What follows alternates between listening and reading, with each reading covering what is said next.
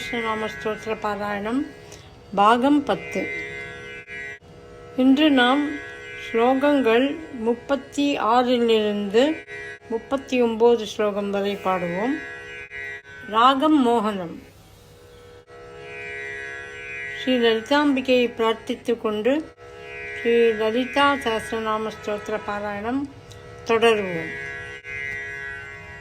शक्तिकूटैकतापन्न कट्यदो भगधारिणी मूलमन्त्रात्मिका मूलकूटत्रयकलेबरा कुलामृतैकरसिका कुलसङ्केतपालिनी कुलाङ्गना कुलान्तस्था कौलिनी कुलयोगिनी अकुला समयान्तस्था तमयाचार तत्परा मूलाधारैकनिलया ब्रह्मग्रन्थिविभेदिनी मणिपुरान्तरुदित विष्णुग्रन्थिविभेदिनी आज्ञाचक्रान्तरालस्था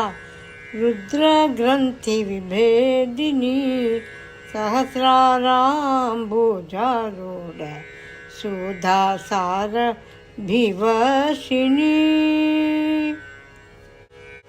இப்பொழுது இந்த 4 ஸ்லோகங்கள் 36 39 வரை ஸ்லோகத்தின் அர்த்தம் சொல்கிறேன்.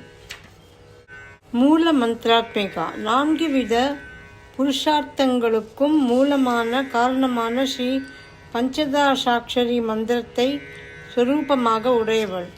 மூல கூட்டத்திரய கலேபரா புருஷார்த்தங்களுக்கு மூலமான பஞ்சாட்சரி மந்திரத்தின் 3 கூடங்களையும் சரீரமாக உடையவள். குலாமிருத்தைக்க ரசிகா சரீரத்திலிருந்து சஹஸ்ரார பத்மத்திலிருந்து பெருகும் அமிர்த ரசத்தையே அனுபவிப்பவள். குலசங்கேத பாலினி ஸ்ரீ அம்பாளுடைய உபாசனைகளை போதிக்கும் சாஸ்திரங்களை காப்பவள். குலாங்கனா நல்ல குலத்தை சேர்ந்த ஸ்ரீயாக இருப்பவள். பாதிவ்ரதயம் முதலிய குணங்களுடன் கூடிய வம்சத்திற்கு குலம் என பெயர். அந்த குலத்தை சேர்ந்த பெண் எப்படி லஜ்ஜை அதாவது வெட்கம் முதலியவற்றால் அடங்கி மறைந்திருப்பாளோ அதுபோல் இந்த பஞ்சதசாட்சரி வித்யா ரூபிணியான ஸ்ரீ அம்பாள் அவித்யாகிற திரையால் மறைக்கப்பட்டவளாக இருப்பதால் குலாங்கனா என கூறப்பட்டது. குலார்ணவத்தில் மற்ற வித்யைகளெல்லாம் வேஷியைப் போல் வெளியில் பிரகாசமாக உள்ளன. இந்த சாம்பவி வித்யா குலத்தில் பிறந்த பெண் போல் மறைந்திருக்கிறாள் என கூறப்பட்டுள்ளது. குலாந்தஸ்தா ஒவ்வொரு குலத்திலும் ஒவ்வொரு வீட்டிலும் ஒவ்வொரு நகரத்திலும் ஒவ்வொரு வனத்திலும் ஒவ்வொரு கிராமத்திலும் ஒவ்வொரு தேகத்திலும் பூஜிக்க தகுந்தவளாய் இருப்பவள். இப்படி ஸ்ரீ அம்பாள் இருப்பதை கூறிய பவிஷ்யோத்தர புராணம். கௌலினி சிவன் சக்தி இவ்விருவர்களின் சேர்க்கையின் ரூபமாயிருப்பவள். குலயோகினி சுஷும்னையின் மேல் பாகத்தில் 1000 இதழ்களுக்குள்ள தாமரை இருப்பது போல் சுஷும்னையின் அடியிலும் சிவப்பு நிறமுள்ள ஒரு தாமரை அம்மாதிரி இருக்கிறது. அதன் சம்பத்தை அடைந்தவள், அதாவது அதன் நடுவில் இருப்பவள். அகுலா தேகம் வம்சம் முதலிய குலமில்லாதவள். சமயாந்தஸ்தா சமயத்தின் நடுவில் கூறப்பட்டவள். தஹராகாசம் அந்தர்முகமாய் ஸ்ரீ சக்கரத்தில் செய்யும் பூஜைக்கு சமயம் என பெயர். தசராகாசத்தில் அதாவது தசராகாசம் அந்தர்முகமாய் ஸ்ரீசக்கரத்தின் செய்யும் பூஜைக்கு சமயம் என பெயர். இம்மாதிரியான சமயத்தை கூறிய கிருபாகம பஞ்சகம் முதலிய கிரந்தங்களில் ஸ்ரீ அம்பாள் கூறப்பட்டவள் என கருத்து. சமயாச்சார தத்பரா மேலே கூறிய சமய மார்க்கத்தால் செய்யும் பூஜையில் அன்பு கொண்டவள். மூலாதாரைக்க நிலையா. மூலாதாரத்தில் முக்கியமாக இருப்பவள். மூலாதாரம் என்பது 4 இதழ்களுடன் கூடின தாமரை. அங்கு குண்டலினி சக்தியின் உருவமாக ஸ்ரீ அம்பாள் எப்பொழுதும் நித்ரை செய்து கொண்டிருக்கிறாள். குண்டலினி சக்திக்கு ஆதாரமாக இருப்பதாலும் முதுகு எலும்பின் நடுவில் இருக்கும் சுஷும்னை நாடிக்கு ஆதாரமாக இருப்பதாலும் இது மூலாதாரம் எனப்படும். பிரம்ம கிரந்தி விபேதினி. மூலாதாரம் சுவாதிஷ்டானம் இவ்விரண்டிலும் இருக்கும் 2 முடிச்சுகளுக்கும் பிரம்ம கிரந்தி என்று பெயர். அதை பிளந்து கொண்டு மேலே செல்பவள், அதாவது குண்டலினி சக்தி ஸ்ரீ அம்பாளின் ஸ்வரூபம். தூங்கும் அந்த சக்தி தான் முடிச்சை பிளந்து கொண்டு மேலே செல்லுகிறாள். இந்த முடிச்சில் பிரம்மா இருப்பதால் இதற்கு பிரம்ம கிரந்தி என பெயர்.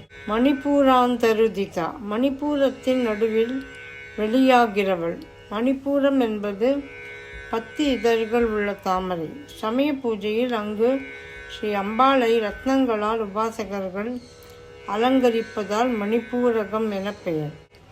விஷ்ணு கிரந்தி விபேதினி. மணிப்பூரகம் அநாகதம் இவ்விரண்டிலும் இருக்கும் விஷ்ணு கிரந்தியை முடிச்சை பிளந்து கொண்டு வெளியாகிறவள். இம்முடிச்சில் விஷ்ணு இருப்பதால் விஷ்ணு கிரந்தி எனப்படும். ஆக்யா சக்கராந்தராலஸ்தா. ஆக்யா சக்கரத்தின் நடுவில் இருப்பவள். புருவங்களின் நடுவில் உள்ள 2 இதழுடன் கூடிய தாமரை ஆக்யா சக்கரம் எனப்படும். ஞானத்தை அளிக்கும் ஸ்ரீ குருவுக்கு அது இருப்பிடமாகையால் அந்த தாமரைக்கு இப்பெயர். ருத்ர கிரந்தி விபேதினி. ருத்ர கிரந்தியை பிளந்து வெளிவருகிறவள். விஷுத்தி ஆகிய இவ்விரண்டுக்கும் மேலிருக்கும் முடிச்சுக்கு ருத்ர கிரந்தி என பெயர். அங்கு ருத்ரன் வசிப்பதால் ருத்ர கிரந்தி எனப்படும். சஹசிராராம் பூஜாரூட. 1000 இதழ்களுள்ள தாமரையின் மீது அமர்ந்தவள். இந்த தாமரை பிரம்மரந்திரம் கீழ் உள்ளது. இந்த இடத்திற்கு குண்டலினி சக்தியை எழுப்பி அழைத்து வைத்து உபாசகர்கள் தியானிப்பார்கள். சுதா சாரபி வர்ஷினி. அமிர்த பிரவாகத்தை தொடர்ந்து வர்ஷிப்பவள். சஹசிரார பத்மத்தின் நடுவில் சந்திரனும் அமர்ந்திருக்கிறான். அதிலிருந்து பெருகும் அமிர்த தாரையை சமஸ்த நாடிகளிலும் செல்லும்படி வர்ஷிப்பவள். இன்று நாம் 4 ஸ்லோகங்கள் 36லிருந்து 39 வரை பாடினோம், அர்த்தம் கேட்டோம். இதுவரை 35 ஸ்லோகம் வரை 9 பாகங்கள் 9 ராகங்களில் பாடினோம். அடுத்த செவ்வாய்க்கிழமை 40லிருந்து 4 ஸ்லோகங்கள் பாடுவோம். நமஸ்காரம்.